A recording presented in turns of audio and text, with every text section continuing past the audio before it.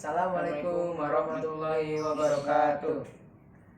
Perkenalkan, kami dari kelompok 4 kelas 10 MIPA 6. Kali ini kita akan melaksanakan tugas wawancara bahasa Sunda dengan tema ekonomi. Perkenalkan, nama saya Faiz Musyafa Ramadan. Perkenalkan, nama saya Rafael Rizal. Ya, lalu ada teman kita yang tidak ikut, ada Muhammad Ilham Arafat dan Melia Lucianti. Ya, enjoy. Assalamualaikum. Waalaikumsalam.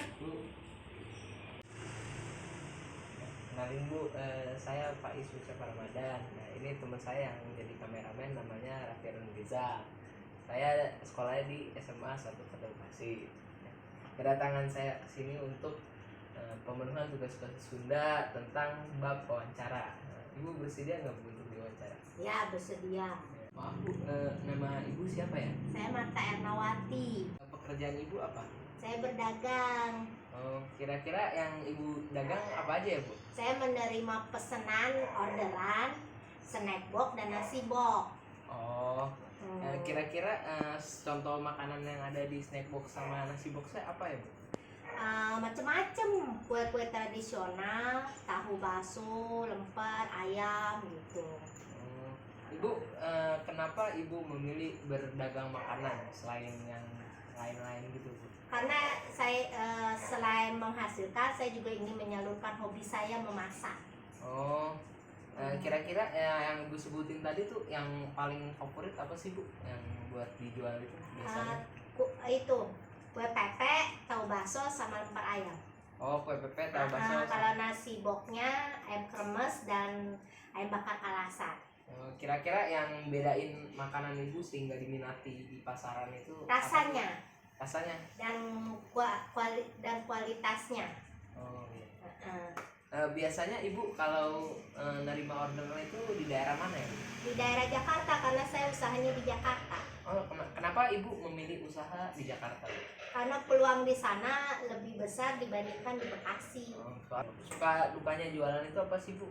Ya, suka dukanya kalau sepi orderan, dukanya. Sukanya kalau lagi banyak orderan, senang. Iya. Ibu kira-kira hari apa aja ya Bu kalau dapat orderan? Nggak tentu sih, kadang seminggu full, kadang seminggu 3 kali, kadang nggak berhenti.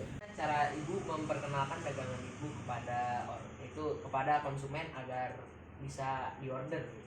Pertama saya memberi tester ke perusahaan-perusahaan dulu. Lalu mereka mencoba dan pertama kali dia memesan untuk pertama kali, selanjutnya akhirnya itu memesan terus menerus. Lalu saya bikin box berupa kardus yang berisi nama kontak person saya, dan lalu melalui media sosial, juga melalui dari mulut ke mulut. Kenapa Ibu memilih untuk berdagang makanan?